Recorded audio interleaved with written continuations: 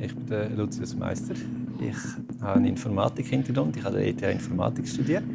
Ich habe eine Firma gegründet, das war Voilà, ein sicherer Online-Datenspeicher, den ich mit einem Studienkollegen zusammen gegründet habe. Und haben wir schon 2 Jahre nach der Gründung haben sie verkauft an Lassie. Und dann im Anschluss habe ich angefangen, mich für Bitcoin zu interessieren. Das war 2011, als ich das erste Mal davon gehört habe. Ich bin auch so in der Start-up-Szene involviert in der Schweiz. Ich habe bei 2 Start-ups am Anfang mitfinanziert. Und ich habe jetzt selber eine neue Firma gegründet, die heißt Meister Economics. Und die macht aber noch etwas anderes. Die tut Modelle bauen, ökonomische. Ich bin Mitgründer von der Bitcoin Association Switzerland und lange Präsident gewesen. Und inzwischen abgegeben, jetzt bin ich einfach noch im Vorstand. Bitcoin löst das Problem, das in der Informatik schon immer eine grosse Herausforderung war, nämlich Distributed Consensus. Wie kann man weltweit sicherstellen, dass jeder die gleiche Realität, die gleiche Wahrheit hat, ohne dass jemand das manipulieren kann? Blockchain, wo die Technologie dahinter ist, das ist eigentlich ein Eigentumsregister.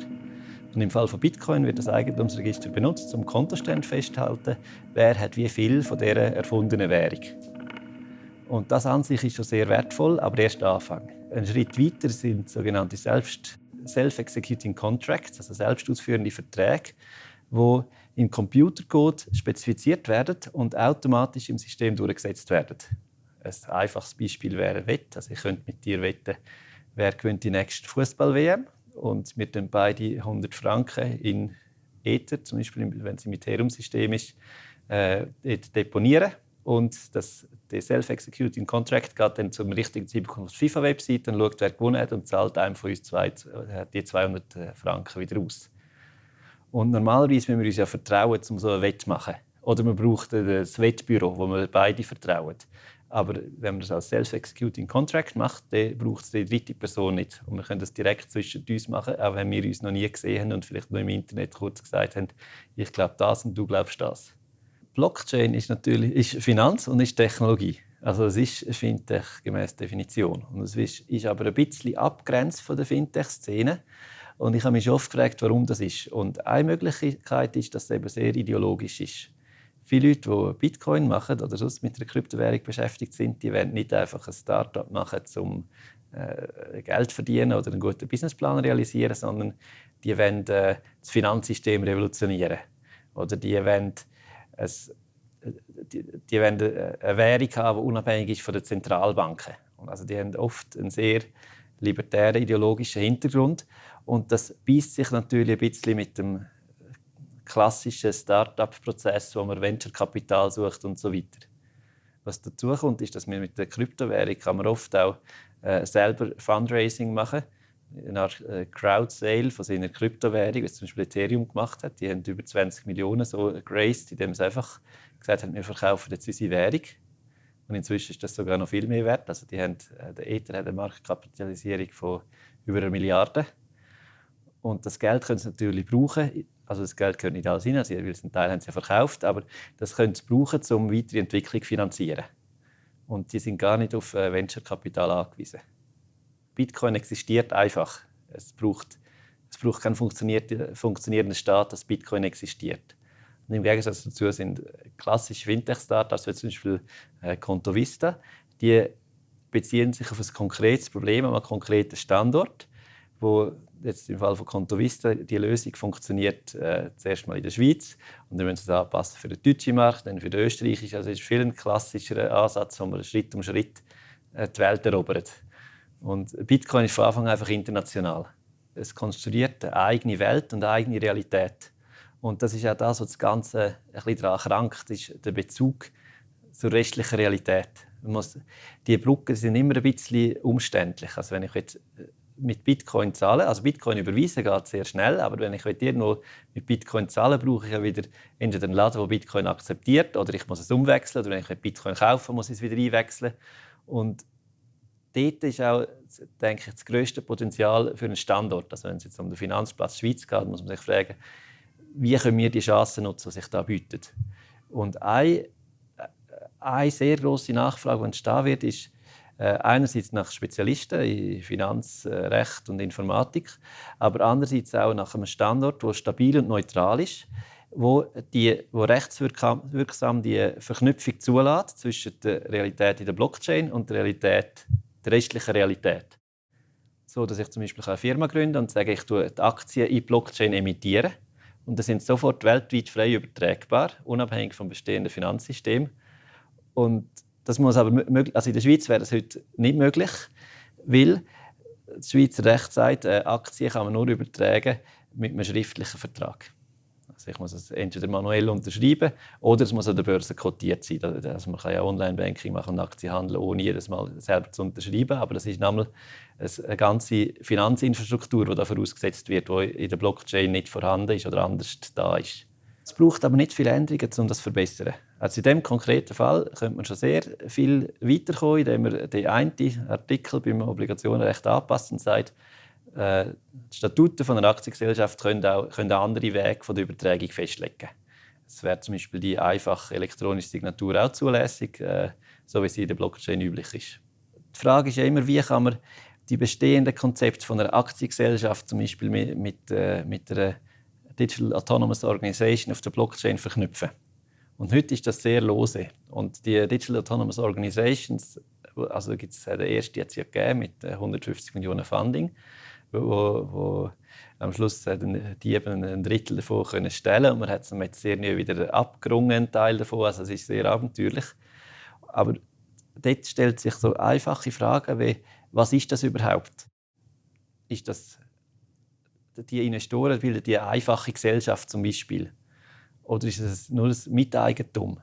Oder und in einer Haftungsfrage ist das sehr wichtig, was das eigentlich ist. Und eigentlich wäre es wünschenswert, das zu klären und zu sagen zu können, wir machen eine AG. Und da ist klar definiert, was für Strukturen braucht es. Man muss natürlich, zum Beispiel, es braucht einen Verwaltungsrat, man muss das dann irgendwie auf der Blockchain entsprechend abbilden. Aber man hat wenigstens klare Vorgaben, was muss man machen und was nicht. Und wenn es in der Schweiz möglich wäre, so etwas zu machen, könnte die Schweiz der bevorzugte Standort werden für Digital Autonomous Organizations. Das Spannende daran ist, dass in einer Pionierphase von einer Technologie ganz kleine Standortvorteile einen riesigen Unterschied machen. Ich brauche gerne das Beispiel von Hollywood. Nämlich der Harvard-Professor Larry Lessig, der behauptet, dass Hollywood heute nur darum in Hollywood ist, weil die kalifornischen Gerichte das Patent von Thomas Edison nicht so eifrig durchgesetzt haben. Und genau gleich ist, wenn Blockchain so groß wird, wie viel vermuten, dass es werden könnte, ist es darum extrem wichtig, dass man als Standort früh mit dabei ist. Ein gesunder Wirtschaftsstandort ist wie ein Wald, wo, wenn man krampfhaft versucht, die alten Bäume zu stützen, das ist nicht nachhaltig. Die nachhaltige Methode ist zu sagen, okay, ab und zu geht halt ein alter Baum um, weil er alt und knöchrig wird. Und dafür wachsen viele junge Bäume nach. Und die grösste Gefahr ist, wenn man verhindert, dass die jungen Bäume nachwachsen können. Also wenn man zum Beispiel zu viel Regulierung macht, sodass die Fixkosten so hoch sind, dass junge Start-ups die nicht tragen können. Es gibt eigentlich zwei Arten von Gleichgewicht. Es gibt eine statische Stabilität, wo man einfach alles versucht zu fixieren, wo man all die alten grossen Bäume versucht aneinander festzuknüpfen, dass wenn einer nicht mehr hebt, dass er sich an den anderen abstützen kann. Aber das schafft eigentlich ein systemisches Risiko, weil am Schluss geht einfach alle miteinander um. Der gescheite Ansatz ist eigentlich eine dynamische Stabilität zu haben, das nennt sich auch antifragil, wo man sagt, es passiert die ganze Zeit etwas, es geht die ganze Zeit Bäume um, aber es wächst auch die ganze Zeit neu an. Und so müsste man es eigentlich auch mit dem Bankensystem haben. Also man müsste sagen, es ist uns gleich, wenn eine grosse Bank ab und zu umgeht, wenn man dafür sehr viele kleine Banken hat und der Einzelne dann auch das Risiko diversifizieren. Wenn jeder weiß, dass Banken kaputt gehen können, dann denkt er, ja, ich habe nicht all mein Erspartes bei einer Bank, dann geht er halt zu mehreren und tut es so verteilen. Und das ist eine andere Art, um mit dem Risiko umzugehen, nämlich über Redundanz statt über absolute 100%ige Sicherheit, die es nämlich gar nicht gibt. Credit Suisse hat sowieso schon 90% von ihrem Wert verloren, wenn man an der Börse schaut. Und wenn jetzt die restlichen 10% auch noch verschwinden, ist dann das eine Tragödie. Also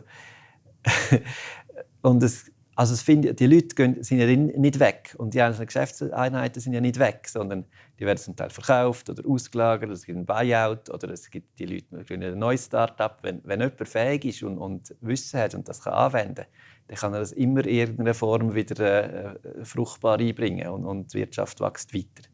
Also ich glaube nicht, dass man sich an einer einzelnen Firma zu stark festklammern sollte, weil die Wirtschaft ist etwas Dynamisches, wo man nicht mit statischen Regeln sehr weit kommt. Und sobald man versucht, einen Status quo irgendwie zu wahren, indem man versucht, Banken immer wieder zu retten, indem man zum Beispiel früher Vorschriften gegeben in England, wo diese Bahn Dampfloken abgelöst worden sind durch Elektrifizierung, haben die Gewerkschaften durchgesetzt, dass Kohlenschaufler nicht entlassen werden. Einfach in jeder elektrischen Eisenbahn müssen Kohlenschaufler mitfahren.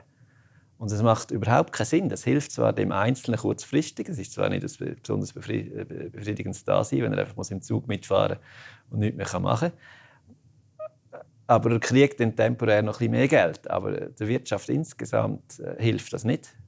Also man muss Mut haben zur kreativen Erneuerung. Ein Regulator, der wird immer kritisiert, wenn etwas Schlechtes passiert. Das heisst, er hat einen starken Anreiz, jedes Risiko zu eliminieren. Und gleichzeitig passiert aber überhaupt nichts, wenn er eine Chance vernichtet. Also wenn jetzt die Firma eine Chance vernichtet, wo in der Schweiz ein Milliardenunternehmen entstehen könnte, dann merkt das gar niemand, weil die Firma nie entstanden ist. Und es kritisiert auch niemand die Firma. Wenn jetzt aber ein Milliardenschaden entsteht, weil es bei einer Bank nicht gemerkt haben, dass dort Geld gewaschen wird oder jemand mit der Kasse durchgebrannt ist, dann sagen alle, die Firma hätte schauen sollen. Das heisst, die Firma ist natürlicherweise im Eigeninteresse sehr risikoavers. Und das geht aber allen Behörden international so. Die sind immer stark damit beschäftigt, Risiko zu vermeiden. Und wenn es uns da gelingt, ein bisschen weniger risikoavers zu sein als die anderen, dann können wir auch die Chancen besser wahrnehmen. Und das ist eigentlich das Schöne. Wir müssen ja nicht sehr risikofreudig sein. Wir müssen einfach ein bisschen weniger risikoavers sein als alle anderen. Und dann sind wir schon der beste Standort, um so Chancen wahrnehmen. Gerade im Schweizer System, das sehr dezentral ist, gibt es zum Glück nicht einen, der das alleine entscheiden kann. Es gibt auch, dank Föderalismus haben wir quasi 26 Chancen, dass ein Kanton das richtig regelt und richtig erkennt. Während andere Länder, in Frankreich, gibt es eine einzige Chance. Wenn die in Paris so zuständig sind, das falsch rechtlich einordnet, dann haben sie in ganz Frankreich die Chance vernichtet. Aber in der Schweiz gibt es zum Beispiel den Standort Zug, der sehr früh Rechtssicherheit geschaffen hat, indem sie einfach entsprechend die rechtlichen und steuerlichen Fragen geklärt haben und Blockchain-Startups mit offenen Armen willkommen geheissen haben. Und viele andere Kantone haben das ein bisschen verschlafen. Oder zum Beispiel Zürich sagt, wir warten jetzt mal ab und schauen, was passiert. Und das ist eigentlich, ich glaube nicht, dass die Schweizer die gescheiteren Beamten haben als andere Länder. Aber wir haben ein System, wo einfach durch das Dezentrale haben wir bessere Chancen, dass irgendwo jemand das richtig macht. Es gibt Sachen, die einfach national geregelt sind. Ein Beispiel ist Mehrwertsteuer. Aber auch dort hat die Schweiz einen Vorteil. Also, die eidgenössische Steuerverwaltung hat sehr früh gesagt, ja, Bitcoin ist ein Zahlungsmittel im Sinne des Mehrwertsteuergesetzes. Während in anderen Ländern haben sie zuerst durch den Europäischen Gerichtshof an die Einsicht hingeführt werden. Weil es einfach, das ist ein Symptom davon, dass die Schweizer Gesetze sehr allgemein formuliert sind und eine Behörde hat da die Freiheit, das vernünftig zu interpretieren. Und andere Länder, zum Beispiel Deutschland, regeln das schon im Gesetz viel detaillierter regeln. Und dann haben oft Behörden gar nicht die Freiheit, das vernünftig und sinngemäß anzuwenden. Und am Schluss ist vielleicht eine Gesetzesänderung nötig, um etwas zu machen, was eigentlich von Anfang an logisch gewesen wäre, wie es gemeint gewesen wäre. Das Bitcoin-Ökosystem ist langweiliger geworden aus meiner Sicht. Was eigentlich passiert ist, ist, dass eine Gruppe von sehr konservativen Entwicklern die Macht übernommen haben, die sich nicht recht getrauen, das System für mehr Transaktionen zu öffnen. Es gibt eine bekannte Debatte um Block-Size. Eigentlich geht es darum, es gibt einen Parameter, der sagt, so und so viele Megabyte an Transaktionen können jeden Tag passieren. Im Moment ist das 1 Megabyte pro 10 Minuten. Und das System wird problemlos 10 Megabyte pro 10 Minuten vertragen. Und ich habe auch schon mit vielen Entwicklern über das geredet und sagen eigentlich alle, ja, das sollte eigentlich nicht ein grosses Problem sein. Die haben aber oft Angst, dass, wenn man es jetzt einmal erhöht, dass die Leute immer wieder wollen, dass man das erhöht. Und irgendwann geht es ja nicht mehr, weil man kann es nicht beliebig erhöhen. Und aus dieser Angst heraus verweigern sie jetzt schon die erste Erhöhung. Also es ist eine rein politische Angst, die verhindert, dass jetzt da 10-mal mehr Leute vom Bitcoin-System profitieren können. Und stattdessen warten sie lieber, bis eventuell eine andere Lösung dann parat ist. Was aber noch nicht absehbar ist, wenn das wirklich so weit ist. Und das hat mich ein bisschen vom Bitcoin-System entfremdet und ich bin dafür jetzt umso grösserer Fan vom Ethereum-System, das nämlich die Schranken gar nicht in dieser Grössenordnung kennt. Also das Ethereum-System lädt viel mehr und schnellere Transaktionen zu und sagt halt einfach, da gibt es ein bisschen mehr Datenvolumen. Da gibt es halt statt vielleicht 30 GB im Jahr 300 GB im Jahr an Datenvolumen, aber das kann man immer noch problemlos speichern. Bitcoin Association Switzerland ist eine Art Fanclub für Bitcoin. Wir machen vor allem regelmäßige Treffen und Vorträge. Wir sind aber auch ein Gesicht für die Öffentlichkeit. Also ich kriege oft Anfragen von Journalisten oder Anfragen für Vorträge von Leuten, die einfach mehr über Bitcoin wissen oder wie irgendeine Organisation, die sagen, wir wollen über das Thema unseren Mitgliedern ein bisschen Bescheid geben. Die hat schon bei 4 oder 5 Vorträge gehalten bei Banken, die einfach mal wissen wollten, um was es geht. Und zum Beispiel die UBS hat auch im Level 39 in London ein Blockchain-Labor, das selber an dieser Technologie forscht, sodass die Technologie auch beherrscht und Sachen machen können. Zum Beispiel ein Smart Bond ist jetzt aus dem Labor gekommen. Und was aber immer die Schwierigkeit ist, ist dann auch der Mut zu haben, die Technologie anzuwenden. Weil die Innovation fängt ja nicht dann an, wenn man die Technologie beherrscht, sondern dann, wenn man sie an den Markt bringt. Es gibt sehr viele Banken weltweit, die einander konkurrieren. Und die müssen sich ja nicht nur gegen die neue Technologie verteidigen, die es vielleicht gar nicht unbedingt als Bedrohung sehen, sondern auch gegen Konkurrenten. Und viele Banken sehen das halt auch Chancen, sich von der Konkurrenz abzugrenzen. Als Bank muss man sich überlegen, wo ist das Know-how? Und es gibt Sachen, zum Beispiel Vermögensverwaltung, das wird es immer brauchen. Es braucht immer Know-how in Vermögensverwaltung, ob das Vermögen sich auf der Blockchain befindet oder im Depot. Oder wenn es im Investmentbanking braucht es immer Leute, die den Wert von Firmen beurteilen und sagen, soll man das kaufen oder nicht und was ist ein fairer Preis. Also, viele von diesen Sachen gehen ja nicht einfach weg. Es gibt ein paar wenige Sachen, zum Beispiel Börsen, die anders organisiert werden könnten. Aber wenn sich eine Bank genug schnell anpasst, glaube ich nicht, dass das Geschäftsmodell grundsätzlich bedroht ist. Wenn Banken mit Blockchain-Technologie experimentieren, dann wollen sie das nur aus regulatorischen Gründen immer komplett kontrollieren. Und sie sagen, wir können zum Beispiel Konten eingefrieren in diesem System. Und das führt eigentlich das Ganze ad absurdum, weil das ist eigentlich das Geheimnis von der Blockchain, ist, dass es dezentral ist und niemand alleine Kontrolle hat. Es braucht natürlich Mut, um so ein System zu unterstützen und zu sagen, wir wollen so ein System zulassen, weil es ladet auch ein, um halt das System missbrauchen. Aber gleichzeitig, es ist wie mit der Meinungsfreiheit. Man kann die Meinungsfreiheit missbrauchen für dumme Meinungen, aber dafür hat jeder Garantie, dass er sagen kann, was er will, ohne sogar ins Gefängnis kommt. Und genau gleich kann Blockchain den Leuten eine starke Eigentumsgarantie geben.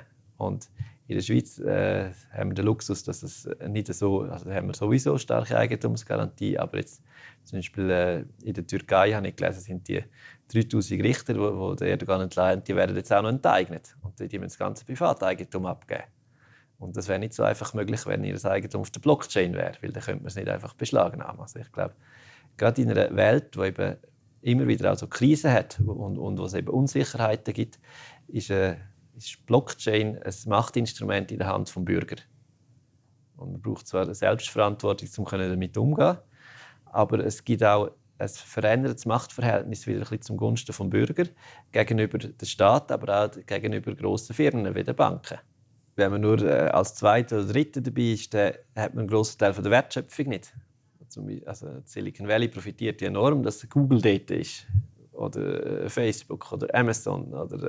Also es gibt Dutzende von Internetfirmen, die sehr, sehr viel Geld Milliarden jedes Jahr in die Region ziehen und weltweit Lizenzgebühren und Werbeeinnahmen abschöpfen.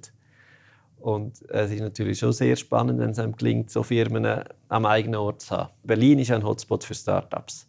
Aber sonst in Europa ist einfach aufgrund von der Regulierung ist es ein bisschen langsamer als und es gibt eine bisschen skeptischere Einstellung. Man hat dort auch sehr skeptische Einstellung gegenüber dem Bargeld, das verwandt ist mit Bitcoin. In Italien und Frankreich kann man ja nicht mehr über 1'000 Euro in Bar zahlen, weil sie so Angst haben vor dem. Und was auch relativ schlecht ist, ist die USA, weil dort die haben im Finanzbereich unglaublich viel Regulierung. Also die USA gilt ja immer ein bisschen als Land der Freiheit, aber das trifft im Finanzbereich überhaupt nicht zu. Und es ist in jedem Bundesstaat noch ein bisschen anders. Und es ist, die USA waren sehr spät, bis sie die erste Bitcoin-Börse hatten.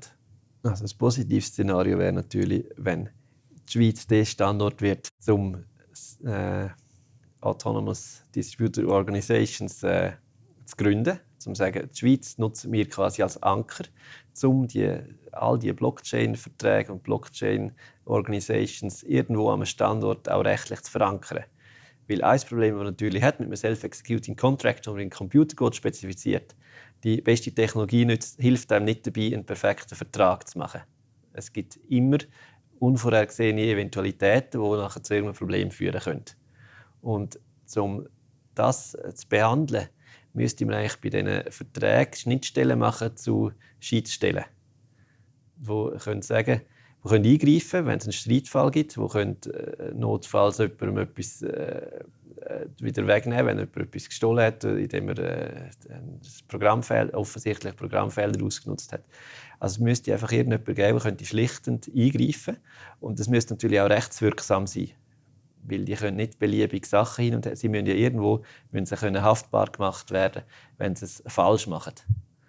Und für das braucht es einfach einen Standard und einen Standort, wo das zulässt, wo man kann sagen, wir sind jetzt das Schweizer Recht gebunden und nach Schweizer Recht wird das so und so behandelt.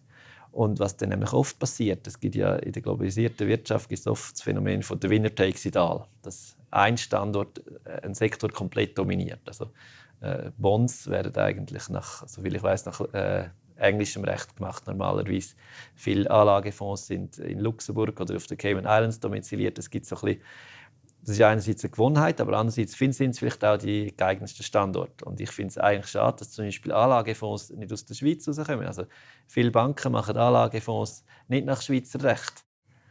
Und das ist eigentlich ein Missstand. Und das ist, vielleicht können wir es jetzt in dem anderen Bereich korrigieren und sagen, da sind wir vielleicht der erste und beste Standort. Und wenn man sich mal etabliert hat, dann ist es sehr, sehr schwierig, wieder einen vom Thron zu stoßen. Und das ist eigentlich das positive Szenario, dass wir jetzt unseren Vorsprung, den kleinen Vorsprung, den wir haben, ausnutzen und schauen, dass wir der richtige Standort werden für diesen Sektor. Etwas, was ich beobachte, ist, dass sehr, sehr viel über Blockchain geredet wird.